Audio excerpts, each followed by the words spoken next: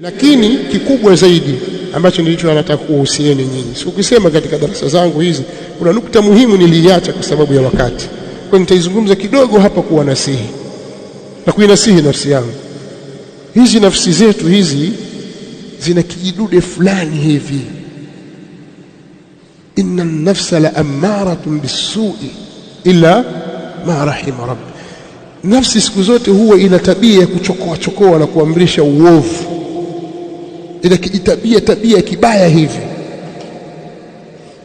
Nafsi yako inaweza kuonyesha kwamba kwani lazima mimi niungane na wenzangu bwana, mimi naweza kufanya peke yangu, au mimi nikiungana nao wale mtaonekana vipi, sitaonekana fadhila za mtu fulani, afadhali nikae peke yangu mimi hivi, yani ukajiona kwamba wewe waweza peke yako.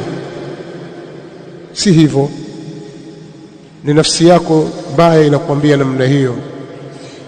Ingieni kwa pamoja, shikamaneni katika kupeleka hili gurudumu mbele. Kuna vitu vingi vinavyotokea kuwagawa watu, ubinafsi, ukabila, umiji, ambao sisi katika dawa yetu tunavipiga vita kwa sababu ndio uhizbia wenyewe. Ukishambagua mwenzako kwa sababu ya kabila yake, wewe ni hizbi. Simajua hivyo? Uhizbia ni ile mtu kutaasabu na kabila lako. Yule bwana sio hivi, wakawa wambagua hilo, wajenga alwala walbara kwa sababu ya kabila. Kwetu sisi ni mwiko jambo hilo, halifai. Sasa tahadhari sana na jambo hilo. Mbona pale kaingia mtu fulani, mtu wa kwetu pale hayupo kabila yetu, pale watu wa kabila fulani. Tufanyeni mambo na kutoa nafasi na kusaidiana kwa kuwa huyo amestahiki, si kwa sababu yeye ni mwenyetu, mtu wa kwetu. Vitu kama hivyo tuviache. Tusibaguane kwa sababu ya rangi. Ubaguzi wa rangi katika Uislamu haufai. Ndio maana Mtume sallallahu alaihi wasallama akakemea sana, akasema da'uha fa innaha muntina.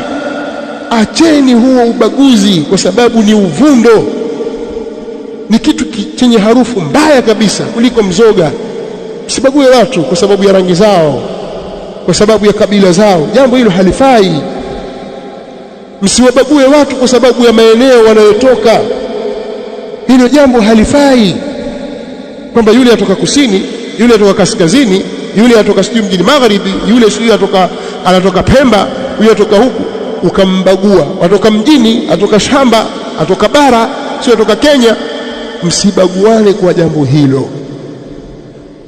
Kama jambo hilo litakuwepo baina yetu, itakuwa sisi hatujakijua tunachokilingania. Tunakuwa kama mathali al-himari yahmilu asfara, mfano wa punda aliyebeba mzigo wa vitabu, hajui kumeandikwa nini. Hatujui tusema nini sisi. Sisi tunalingania da'wa salafia, ni wapiga vita uhizbia. Salafia ni dhidi ya hizbia. Sasa wewe waleta kuonyesha kwamba hujafahamu kwamba hii da'wa salafia imelenga kwenye lipi. Tuacheni tabia hizi.